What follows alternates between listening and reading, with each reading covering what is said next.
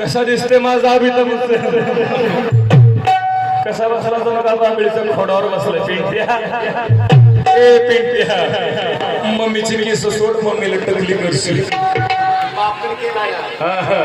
बायका म्हणायचं मम्मी काय बालाजीला आली का पिंट्या ए पिंट्या यो आपला पप्पा पप्पा पप्पा पप्पा इकडे इकडे इकडे नाही इकडे मोठा दुसऱ्यालाच पप्पा म्हणून इकडे पप्पा आहे रे त्याला ते पप्पा आवडले तो परत येतात